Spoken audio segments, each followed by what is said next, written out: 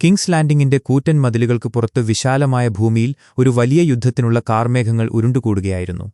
അന്തരീക്ഷത്തിൽ ഭയത്തിന്റെ തണുത്ത കാറ്റ് വീശിയിടിച്ചു.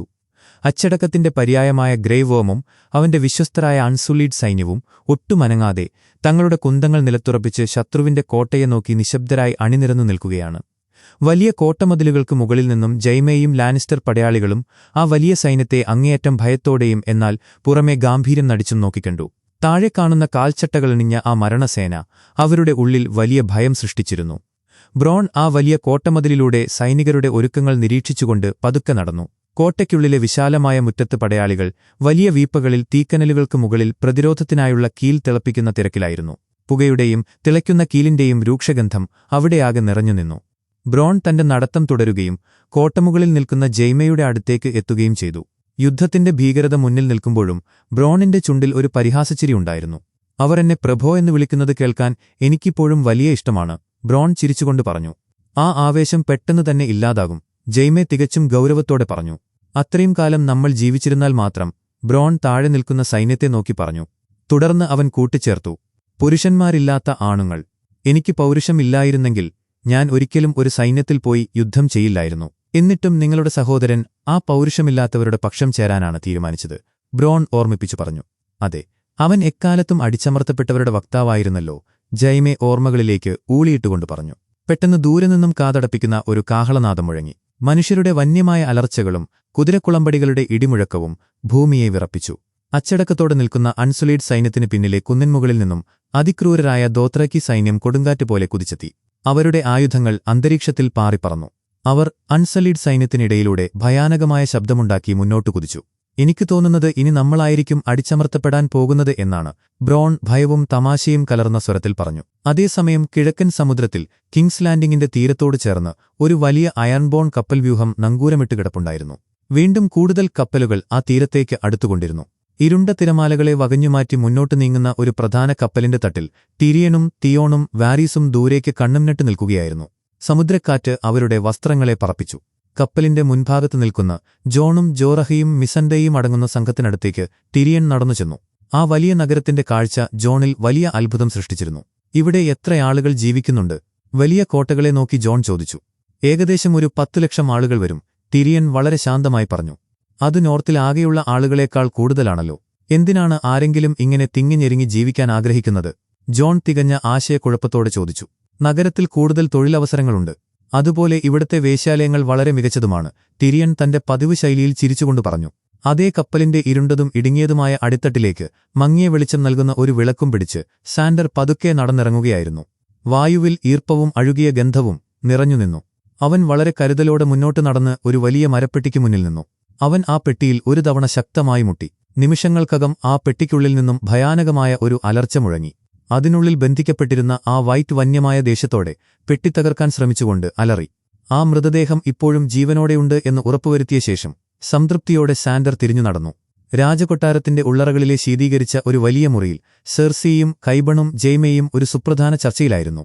സെർസിയുടെ കണ്ണുകളിൽ കുടിലതയും സംശയവും നിഴലിച്ചു നിന്നു. എന്തുകൊണ്ടാണ് അവൾ അവർക്കൊപ്പമില്ലാത്തത്? സെർസി തന്റെ ശത്രുവിനെക്കുറിച്ച് ചോദിച്ചു. എനിക്കതിനെക്കുറിച്ച് യാതൊരു അറിവുമില്ല മഹാറാണി, ആരും അവളെ അവിടെ കണ്ടിട്ടില്ല, കൈബൺ വളരെ ഭവ്യതയോടെ പറഞ്ഞു. അപ്പോൾ ബാക്കിയുള്ളവരോ? സെർസി വീണ്ടും ചോദിച്ചു. അവർ ഇപ്പോൾ ഡ്രാഗൺ പിറ്റിലേക്ക് പോയിക്കൊണ്ടിരിക്കുകയാണ്, കൈബൺ പറഞ്ഞു. നമ്മുടെ സഹോദരൻ ഉൾപ്പെടെയല്ലേ? സെർസി വെറുപ്പോടെ ചോദിച്ചു. അതെ മഹാറാണി, കൈബൺ പ്രതിവചിച്ചു. സെർസിയും ജെയ്മയും അടുത്തുതന്നെയുള്ള മറ്റൊരു മുറിയിലേക്ക് നടന്നു. അവിടെ ഭീമാകാരനായ മൗണ്ടൻ പ്രതിമ പോലെ നിൽപ്പുണ്ടായിരുന്നു. അവന്റെ സാന്നിധ്യം ആ മുറിയിലെ വായുവിനെപ്പോലും ഭാരമുള്ളതാക്കി തീർത്തു. എന്തെങ്കിലും പ്രശ്നങ്ങളുണ്ടാകുകയാണെങ്കിൽ ആദ്യം ആ വെള്ളിമുടിക്കാരിയായ വേശ്യയെ കൊല്ലണം, പിന്നെ നമ്മുടെ സഹോദരനെയും തുടർന്ന് സ്വയം രാജാവെന്ന് വിളിക്കുന്ന ആ അവിഹിത സന്തതിയെയും. ബാക്കിയുള്ളവരെ നിനക്കിഷ്ടമുള്ള ക്രമത്തിൽ കൊന്നൊടുക്കാം. വരൂ സർ ഗ്രെഗോർ, നമ്മുടെ അതിഥികളെ സ്വീകരിക്കാൻ സമയമായി, സെർസി അങ്ങേയറ്റം ക്രൂരമായ ഒരു ചിരിയോടെ ആജ്ഞാപിച്ചു പറഞ്ഞു. അത്രയും പറഞ്ഞുകൊണ്ട് സെർസി അവിടെ നിന്നും പുറത്തേക്ക് നടന്നു. കിങ്സ് ലാൻഡിംഗിന്റെ പുറത്തുള്ള വഴിയിലൂടെ ജോണും ടിരിയനും ജോറായും മിസാൻഡേയും ഡാവോസും ദോത്രാക്കി കാവൽക്കാർക്ക് മുന്നിലായി നടക്കുകയായിരുന്നു. അവരുടെ മുഖങ്ങളിൽ വലിയ ആശങ്കകളും ലക്ഷ്യബോധവുമുണ്ടായിരുന്നു. കുറച്ചു പിന്നിലായി വാരീസും തിയോണും സാൻഡോറും നടക്കുന്നുണ്ടായിരുന്നു. ചുറ്റുമുള്ള തകർന്ന കെട്ടിടങ്ങളെയും വലിയ മതിലുകളെയും നോക്കി മിസാൻഡേ അത്ഭുതപ്പെട്ടു. എന്തിനാണ് അവർ ഇത് നിർമ്മിച്ചത്? ആ വലിയ ഡ്രാഗൺ പിറ്റിന്റെ അവശിഷ്ടങ്ങൾ നോക്കി മിസാൻഡേയ് ചോദിച്ചു. ഡ്രാഗണുകൾക്ക് തങ്ങളുടേതും അല്ലാത്തതും തമ്മിലുള്ള വ്യത്യാസം മനസ്സിലാകില്ല. ഭൂമിയായാലും വളർത്തുമൃഗങ്ങളായാലും കുട്ടികളായാലും നഗരത്തിൽ അവരെ സ്വതന്ത്രമായി വിടുന്നത് വലിയൊരു പ്രശ്നമായിരുന്നു. ജോറ തന്റെ ഗാംഭീര്യമുള്ള ശബ്ദത്തിൽ പറഞ്ഞു. എന്നാൽ തുടക്കത്തിൽ ബാലേരിയൻ ദ ഡ്രെഡിന്റെ വാസസ്ഥലമായിരുന്നപ്പോൾ ലോകത്തിലെ ഏറ്റവും അപകടകരമായ സ്ഥലം ഇതായിരുന്നിരിക്കണം. ടിരിയൻ പഴയ ചരിത്രം ഓർത്തെടുത്തുകൊണ്ട് പറഞ്ഞു. പെട്ടെന്ന് അവരുടെ മുന്നിലേക്ക് ബ്രോണിന്റെ നേതൃത്വത്തിലുള്ള ലാനിസ്റ്റർ കാവൽക്കാർ കടന്നുവന്നു. അവർക്കൊപ്പം ബ്രിയനും പോഡ്രിക്കുമുണ്ടായിരുന്നു. ശത്രുക്കളുടെ ഈ സാന്നിധ്യം അന്തരീക്ഷത്തിലെ പിരിമുറുക്കം വർദ്ധിപ്പിച്ചു. സ്വാഗതം പ്രഭുക്കന്മാരെ, നിങ്ങളുടെ സുഹൃത്തുക്കൾ നിങ്ങൾക്ക് മുമ്പേ ഇവിടെ എത്തിയിട്ടുണ്ട്, ബ്രോൺ ഒരു കള്ളച്ചിരിയോടെ പറഞ്ഞു. ലാനിസ്റ്റർ കാവൽക്കാർ വഴിയൊരുക്കിയതോടെ ബ്രോണിന്റെ നേതൃത്വത്തിൽ അവർ ചരിത്രപ്രധാനമായ ആ കൂടിക്കാഴ്ചാ വേദിയിലേക്ക് നടന്നു നീങ്ങി. ശത്രുപാളയത്തിലേക്കുള്ള ഈ യാത്ര പഴയ സുഹൃത്തുക്കളുടെയും ശത്രുക്കളുടെയും അപ്രതീക്ഷിതമായ ഒത്തുചേരലിനുകൂടിയാണ് സാക്ഷ്യം വഹിച്ചത്. ടിറിയൻ ലാനിസ്റ്റർ തന്റെ വിശ്വസ്തനായ പോഡ്രിക്കിനെ കണ്ടുമുട്ടിയപ്പോൾ ശത്രുപക്ഷത്താണെങ്കിലും തന്റെ പഴയ പ്രഭു ജീവനോടെയിരിക്കുന്നതിലെ സന്തോഷം പോഡ്രിക് മറച്ചുവെച്ചില്ല. എന്നാൽ ബ്രോണിന്റെ പരിഹാസം ആ വൈകാരിക നിമിഷത്തിന് തടസ്സമായി. അതേസമയം യാത്രാസംഘത്തിന് പിന്നിലായി കുതിരവണ്ടിയിൽ ഒരു വലിയ രഹസ്യമായി ആ വൈറ്റിനെ കൊണ്ടുവരുന്നുണ്ടായിരുന്നു.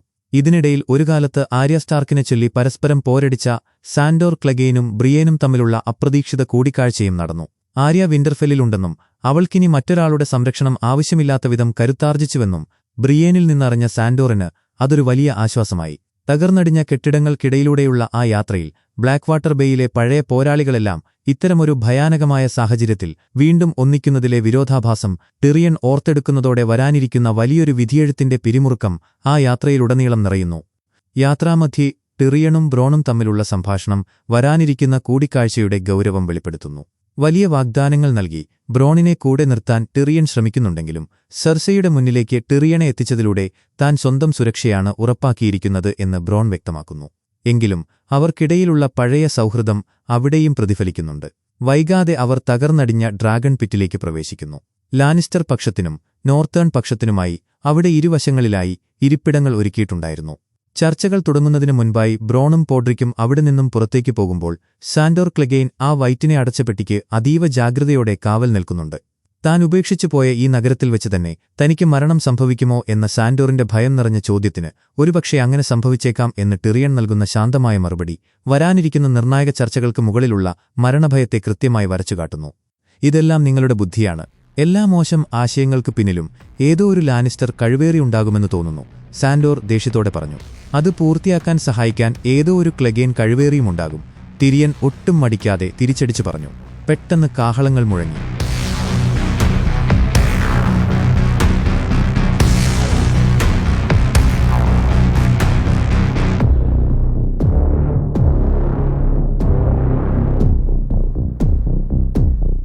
സെർസി രാജകീയ പ്രൗഢിയോടെ മൗണ്ടൻ, കൈബൺ, യൂറോൺ, ജയ്മേ എന്നിവർക്കൊപ്പം അവിടേക്ക് പ്രവേശിച്ചു.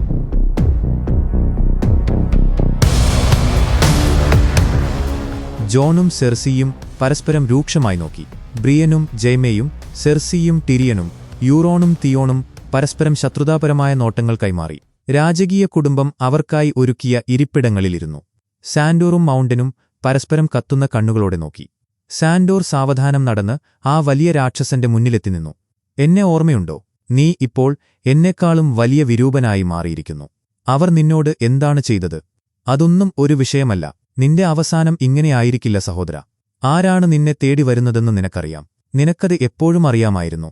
സാൻഡോർ വെറുപ്പും പ്രതികാരവും നിറഞ്ഞ സ്വരത്തിൽ പറഞ്ഞു. അത്രയും പറഞ്ഞിട്ട് സാൻഡർ തിരിഞ്ഞു നടന്നു. മൗണ്ടൻ അവനെത്തന്നെ നോക്കി നിന്നു. എന്നിട്ട് പതിയെ സെർസിക്ക് പിന്നിലായി പോയി നിന്നു. അവൾ എവിടെ? സെർസി അക്ഷമയോടെ ചോദിച്ചു. അവൾ ഉടനെ വരും, ടിരിയൻ പറഞ്ഞു. നിങ്ങൾക്കൊപ്പമല്ലേ യാത്ര ചെയ്തത്? സെർസി സംശയത്തോടെ ചോദിച്ചു. എല്ലാവരും കാത്തിരുന്നു. പെട്ടെന്ന് ആകാശം പിളർക്കുന്ന പോലൊരു വലിയ ഡ്രാഗണിന്റെ അലർച്ച മുഴങ്ങിക്കേട്ടു.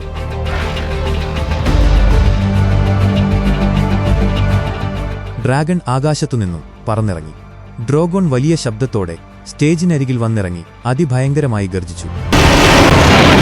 ആ ഗർജനത്തിൽ ഭൂമി വിറയ്ക്കുന്നതായി എല്ലാവർക്കും തോന്നി. ടിരിയൻ തിരിഞ്ഞ് സെർസിയുടെ ഭയന്ന മുഖത്തേക്ക് നോക്കി. ജോണും ഡാവോസും അത്ഭുതത്തോടെ നോക്കി നിൽക്കെ ഡ്രോഗോൺ വീണ്ടും അലറുകയും തന്റെ വലിയ തല താഴ്ത്തുകയും ചെയ്തു.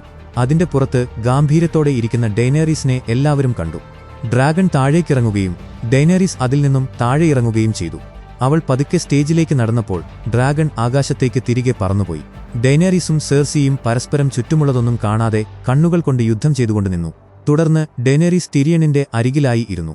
ഞങ്ങൾ കുറച്ചുനേരമായി ഇവിടെ കാത്തിരിക്കുകയാണ്, സെർസി ദേഷ്യത്തോടെ പറഞ്ഞു.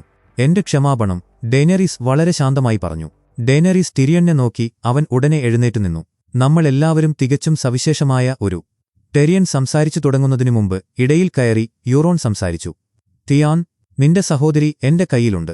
നീ ഇവിടെ ഇപ്പോൾ എനിക്ക് കീഴടങ്ങിയില്ലെങ്കിൽ ഞാൻ അവളെ കൊല്ലും, യൂറോൺ വന്യമായി അലറിക്കൊണ്ടു പറഞ്ഞു.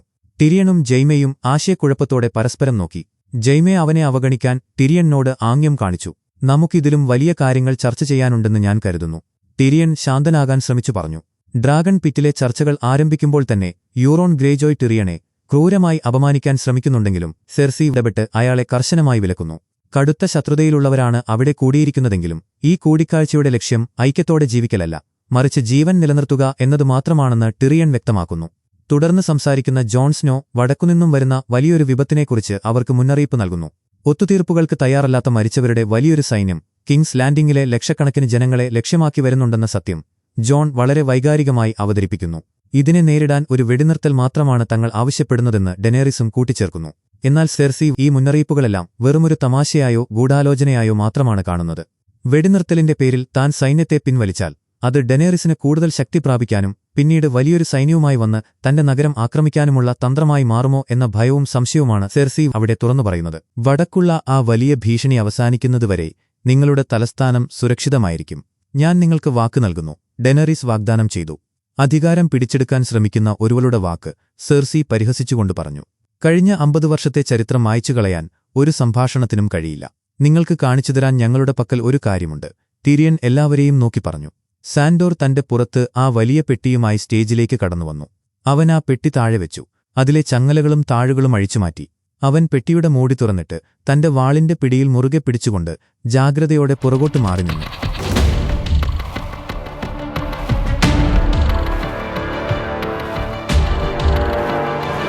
കുറച്ചു നിമിഷത്തേക്കൊന്നും സംഭവിച്ചില്ല. പെട്ടെന്ന് സാൻഡർ ആ പെട്ടി കാൽ കൊണ്ട് തട്ടിമറിച്ചു. അതിൽ നിന്നും ആ ഭയാനകമായ വൈറ്റ് പുറത്തേക്ക് ചാടി.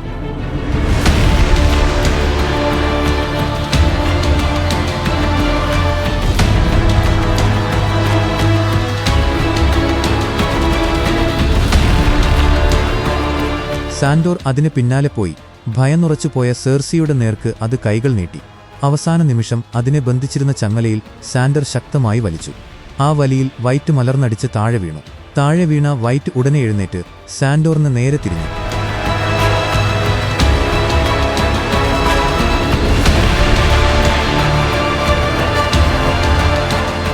ശരീരത്തിന്റെ 2 പകുതികളും അപ്പോഴും അനങ്ങുന്നുണ്ടായിരുന്നു. മുകൾ ഭാഗം സാൻഡോറിന്റെ അടുത്തേക്ക് ഇഴഞ്ഞുവന്നു. അവൻ അതിന്റെ ഒരു കൈത്തണ്ട വെട്ടിമാറ്റി. മുറിഞ്ഞുമാറിയ ആ കൈത്തണ്ട കൈബൺ കൗതുകത്തോടെ എടുത്തുനോക്കി. ജോൺ അത് വാങ്ങി ഡാവോസിന്റെ സഹായത്തോടെ ഒരു പന്തം കത്തിച്ചു. ഇവയെ കത്തിച്ചുകൊണ്ട് നമുക്ക് നശിപ്പിക്കാൻ കഴിയും, ജോൺ പറഞ്ഞു. ജോൺ ആ കൈക്ക് തീ കൊടുത്തു. അത് ചൂടിൽ പുളഞ്ഞു. ആ ജീവി നിസ്സഹായമായി അലറി. കൂടാതെ ഡ്രാഗൺ ഗ്ലാസ് ഉപയോഗിച്ചും നമുക്കിവരെ നശിപ്പിക്കാം. നമ്മൾ ഈ യുദ്ധത്തിൽ വിജയിച്ചില്ലെങ്കിൽ ലോകത്തിലെ ഓരോ വ്യക്തിയുടെയും വിധി ഇതായിരിക്കും, ജോൺ പറഞ്ഞു. ജോൺ തന്റെ ഡ്രാഗൺ ഗ്ലാസ് കഠാര കൊണ്ട് ആ വൈറ്റിന്റെ ഹൃദയത്തിൽ കുത്തി. അവസാനത്തെ ഭയാനകമായ അലർച്ചയോടെ അത് ജീവനില്ലാതെ താഴെ വീണു. സെർസി അവിശ്വസനീയതയോടെ ആ കാഴ്ച നോക്കി നിന്നു. ഡെയ്നറീസ് എല്ലാം ശ്രദ്ധയോടെ നിരീക്ഷിച്ചു. ജോൺ പതുക്കെ സെർസിയുടെ അടുത്തേക്ക് നടന്നു. ഇനി ഒരു യുദ്ധം മാത്രമേ പ്രധാനപ്പെട്ടതായിട്ടുള്ളൂ, അത് മഹായുദ്ധമാണ്. അത് ഇതാ ഇവിടെ എത്തിക്കഴിഞ്ഞു, ജോൺ പറഞ്ഞു. സെർസി ജെയ്മയെ നോക്കി. ഞാൻ അവരെ കാണുന്നതുവരെ ഇതൊന്നും വിശ്വസിച്ചിരുന്നില്ല. ഞാൻ അവരെല്ലാവരെയും കണ്ടു, ഡെനറീസ് ഗൗരവത്തോടെ പറഞ്ഞു. എത്ര പേരുണ്ട്? ജെയ്മെ ഭയത്തോടെ ചോദിച്ചു. കുറഞ്ഞത് 1,00,000 പേരെങ്കിലും ഉണ്ടാകും, ഡെനറീസ് പറഞ്ഞു. യൂറോൺ സീറ്റിൽ നിന്നും എഴുന്നേറ്റ് ജീവനില്ലാതെ കിടക്കുന്ന ആ വെയിറ്റിനെ പരിശോധിച്ചു. ഇവയ്ക്ക് നീന്താൻ കഴിയുമോ? യൂറോൺ ചോദിച്ചു. ഇല്ല, ജോൺ മറുപടി പറഞ്ഞു. ഞാൻ അയറൺ ഫ്ലീറ്റിനെ തിരികെ അയറൺ ഐലൻഡ്സിലേക്ക് കൊണ്ടുപോവുകയാണ്, യൂറോൺ ആശ്വാസത്തോടെ പറഞ്ഞു. നീ എന്താണീ പറയുന്നത്? സെർസി ദേഷ്യത്തോടെ ചോദിച്ചു. ഞാൻ ലോകം മുഴുവൻ സഞ്ചരിച്ചിട്ടുണ്ട്. നിങ്ങൾക്കൊന്നും സങ്കൽപ്പിക്കാൻ പോലും കഴിയാത്ത പലതും ഞാൻ കണ്ടിട്ടുണ്ട്. എന്നാൽ ഇത് എന്നെ ഭയപ്പെടുത്തുന്ന ഒരേയൊരു കാര്യം ഇത് മാത്രമാണ്, യൂറോൺ വിറയാർന്ന ശബ്ദത്തിൽ പറഞ്ഞു. ഒളിച്ചോടുന്നത് ഭീരുത്വമാണെന്നും ജീവിച്ചിരിക്കുന്നവർ നേരിടുന്ന യഥാർത്ഥ ശത്രു മരിച്ചവരുടെ സൈന്യമാണെന്നും തിരിച്ചറിയുന്ന സെർസി ഒടുവിൽ അവരുടെ വെടിനിർത്തൽ കരാർ അംഗീകരിക്കാൻ തയ്യാറാകുന്നു. പക്ഷേ അതിനായി അവർ വലിയൊരു നിബന്ധന മുന്നോട്ടുവച്ചു. നെഡ് സ്റ്റാർക്കിന്റെ മകനായ ജോൺ സ്നോ ഈ യുദ്ധത്തിൽ പക്ഷം ചേരാതെ നിഷ്പക്ഷനായി നിൽക്കണം എന്നതായിരുന്നു അത്.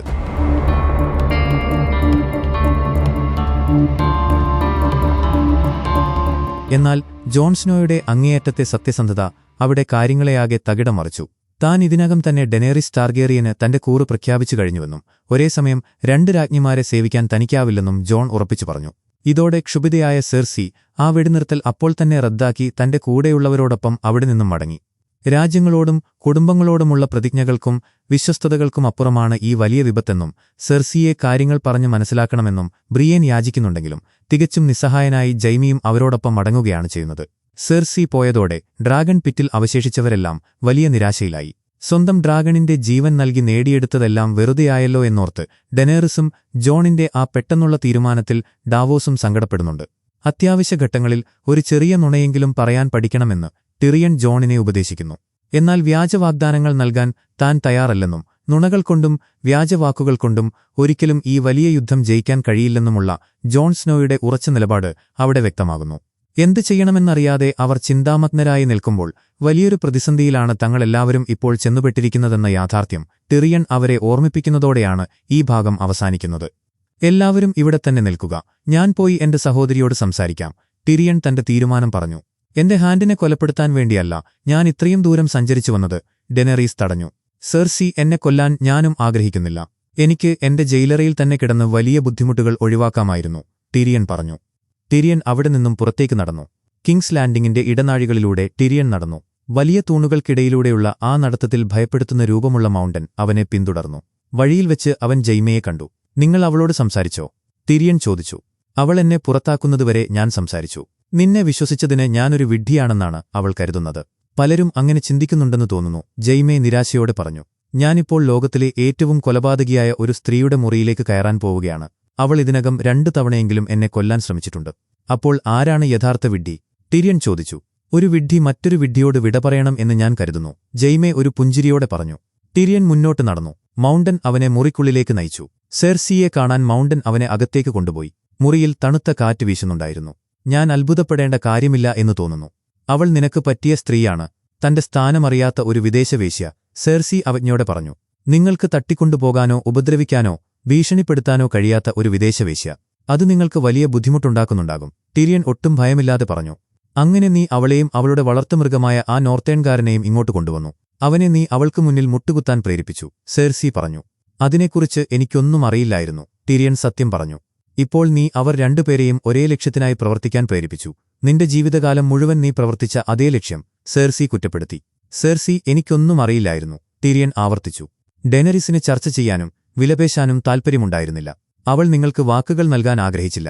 ഞാൻ അവളെ ഉപദേശിക്കുന്നതുവരെ അവൾക്കിവിടെ തീയും രക്തവും കൊണ്ടുവരണമെന്നായിരുന്നു ആഗ്രഹം. നമ്മുടെ കുടുംബത്തെ നശിപ്പിക്കാൻ ഞാൻ ആഗ്രഹിക്കുന്നില്ല. ഞാൻ ഒരിക്കലും അങ്ങനെ ചെയ്തിട്ടില്ല, ടിറിയൻ വിശദീകരിക്കാൻ ശ്രമിച്ചു. നീ നമ്മുടെ അച്ഛനെ കൊന്നു, സെർസി ദേഷ്യത്തോടെ പറഞ്ഞു. ഞാൻ ചെയ്യാത്ത ഒരു കുറ്റത്തിന് അദ്ദേഹം എന്നെ മരണത്തിന് വിധിച്ചതിനു ശേഷം, അതെ, ഞാൻ അദ്ദേഹത്തെ കൊന്നു. നിങ്ങൾക്ക് വേണമെങ്കിൽ എന്നെ വെറുക്കാം. അദ്ദേഹം എന്തായിരുന്നുവെന്നതും എന്നോട് എന്താണ് ചെയ്തതെന്നതും മാറ്റിവെച്ചാൽ പോലും ആ കൊലപാതകത്തിൽ ഞാൻ എന്നെത്തന്നെ വെറുക്കുന്നുണ്ട്, ടിറിയൻ വലിയ സങ്കടത്തോടെ പറഞ്ഞു. ആ ക്രോസ്ബോ നീ പ്രയോഗിച്ചപ്പോൾ നീ എന്താണ് ചെയ്തതെന്ന് നിനക്ക് വല്ല ബോധ്യവുമുണ്ടോ? കഴുകന്മാർക്ക് കൊത്തിവലിക്കാൻ പാകത്തിൽ നീ ഞങ്ങളെ അനാഥരാക്കി. ആ കഴുകന്മാർ വന്ന് ഞങ്ങളെ പിച്ചിച്ചീന്തി. നീ ജോഫ്രിയെ കൊന്നിട്ടുണ്ടാകില്ല, പക്ഷേ നീ മിർസല്ലയെ കൊന്നു, ടോമനെ കൊന്നു. അച്ഛൻ ഇവിടെ ഉണ്ടായിരുന്നെങ്കിൽ ആരും അവരെ തൊടില്ലായിരുന്നു, ആരും അതിന് ധൈര്യപ്പെടില്ലായിരുന്നു, സെർസി പൊട്ടിക്കരഞ്ഞുകൊണ്ട് പറഞ്ഞു. അതിലെല്ലാം എനിക്ക് വാക്കുകൾക്കതീതമായ ഖേദമുണ്ട്, ടിറിയൻ സങ്കടത്തോടെ പറഞ്ഞു. എനിക്കിതൊന്നും കേൾക്കണ്ട, പ്രത്യേകിച്ച് നിന്നിൽ നിന്ന്, സെർസി മുഖം തിരിച്ചു. നിങ്ങൾ നിങ്ങളുടെ കുടുംബത്തെ സ്നേഹിക്കുന്നു, ഞാനത് നശിപ്പിച്ചു. ഞാൻ എക്കാലത്തും ഒരു ഭീഷണിയായിരിക്കും. അതിനാൽ എന്നെ കൊന്നേക്കൂ, ടിറിയൻ പറഞ്ഞു. സെർസി ഒരു നിമിഷം നിശബ്ദയായി. ഞാനില്ലായിരുന്നെങ്കിൽ നിങ്ങൾക്കൊരമ്മയുണ്ടാകുമായിരുന്നു. ഞാനില്ലായിരുന്നെങ്കിൽ നിങ്ങൾക്ക് ഒരു അച്ഛനുണ്ടാകുമായിരുന്നു. ഞാനില്ലായിരുന്നെങ്കിൽ നിങ്ങൾക്ക് മനോഹരമായ 2 കുട്ടികളുണ്ടാകുമായിരുന്നു. നിങ്ങളെ കൊല്ലുന്നതിനെക്കുറിച്ച് എണ്ണാൻ കഴിയാത്തത്ര തവണ ഞാൻ ചിന്തിച്ചിട്ടുണ്ട്. ടിറിയൻ തന്റെ ഉള്ളിലെ രോഷം മുഴുവൻ പുറത്തെടുത്തു. എന്നിട്ട് മൗണ്ടനിന് നേരെ തിരിഞ്ഞലറി, ചെയ്യടാ. വീണ്ടും സെർസിയെ നോക്കി പറഞ്ഞു, വാക്കു പറയൂ. മൗണ്ടൻ തന്റെ വലിയ വാൾ പുറത്തെടുക്കാൻ തയ്യാറായി.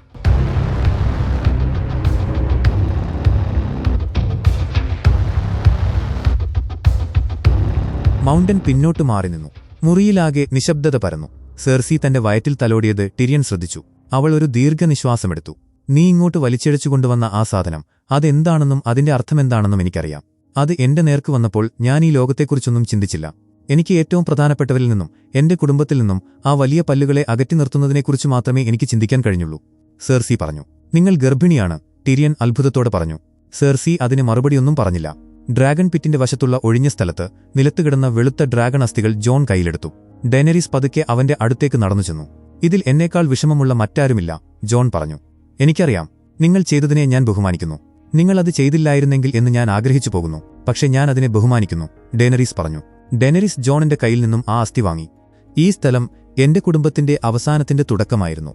ഒരു ഡ്രാഗൺ ഒരിക്കലും ഒരു അടിമയല്ല. അവർ വളരെ ഭയപ്പെടുത്തുന്നവരായിരുന്നു, അസാധാരണക്കാരായിരുന്നു. അവർ ആളുകളിൽ അത്ഭുതവും ഭയവും നിറച്ചു. എന്നാൽ നമ്മൾ അവരെ ഇവിടെ പൂട്ടിയിട്ടു. അവർ ക്ഷയിച്ചുപോയി. അവർ ചെറുതായി വന്നു. ഒപ്പം നമ്മളും ചെറുതായി. അവരില്ലാതെ നമ്മൾ വെറും സാധാരണക്കാരായി മാറി. നമ്മളും മറ്റെല്ലാവരെയും പോലെയായി. ഡെനരീസ് പഴയ ഓർമ്മകളിൽ മുഴുകിപ്പറഞ്ഞു. അവൾ ആ അസ്ഥി തിരികെ ജോണിന് നൽകി. നിങ്ങൾ മറ്റുള്ളവരെ പോലെയല്ല. നിങ്ങളുടെ കുടുംബം അവസാനിച്ചിട്ടുമില്ല. നിങ്ങളിപ്പോഴും ഇവിടെയുണ്ടല്ലോ. ജോൺ അവൾക്ക് ആത്മവിശ്വാസം നൽകിക്കൊണ്ട് പറഞ്ഞു. എനിക്ക് കുട്ടികളുണ്ടാകില്ല, ഡെനരീസ് സങ്കടത്തോടെ പറഞ്ഞു. ആരാണ് നിങ്ങളോടത് പറഞ്ഞത്? ജോൺ ചോദിച്ചു. എന്റെ ഭർത്താവിനെ കൊന്ന ആ മന്ത്രവാദിനി, ഡെനരീസ് പറഞ്ഞു. അവൾ പറയുന്നത് സത്യമാകണമെന്നില്ല എന്ന് നിങ്ങൾക്കെപ്പോഴെങ്കിലും തോന്നിയിട്ടുണ്ടോ? ജോൺ ചോദിച്ചു. തുടക്കം മുതൽ നിങ്ങൾ പറഞ്ഞതായിരുന്നു ശരി. ഞാൻ നിങ്ങളെ വിശ്വസിച്ചിരുന്നെങ്കിൽ എല്ലാം വളരെ വ്യത്യസ്തമായേനെ, ഡെനരീസ് പശ്ചാത്താപത്തോടെ പറഞ്ഞു. മതിലിന് വടക്ക് ഞാൻ കണ്ടത് എനിക്കൊരിക്കലും മറക്കാൻ കഴിയില്ല.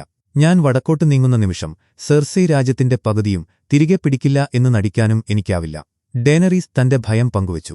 ടിരിയനിന്റെ വിലയിരുത്തൽ ശരിയായിരുന്നു എന്ന് തോന്നുന്നു. നമ്മൾ ശരിക്കും പെട്ടിരിക്കുകയാണ്, ജോൺ നിരാശയോടെ പറഞ്ഞു.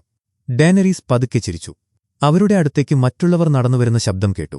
അവർ തിരികെ പ്രധാന സ്ഥലത്തേക്ക് നടന്നു. ടിരിയൻ ഒറ്റയ്ക്ക് നടന്നുവരുന്നു.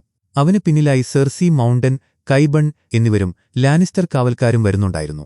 അവർ സ്റ്റേജിനടുത്തേക്ക് വരുന്നത് നോർത്തേൺ സംഘം ആകാംക്ഷയോടെ നോക്കിനിന്നു. എന്റെ സൈന്യം പിന്മാറില്ല. ഞാനവരെ തലസ്ഥാനത്തേക്ക് തിരികെ വിളിക്കില്ല. മഹായുദ്ധത്തിൽ നിങ്ങൾക്കൊപ്പം പോരാടാൻ ഞാനവരെ വടക്കോട്ടയക്കും.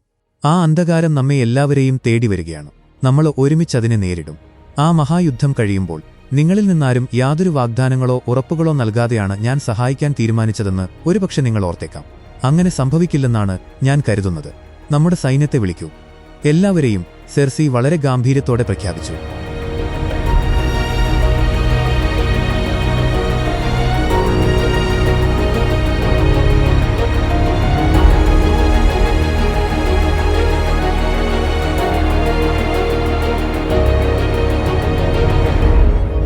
എപ്പിസോഡ് അവസാനിക്കുന്നു.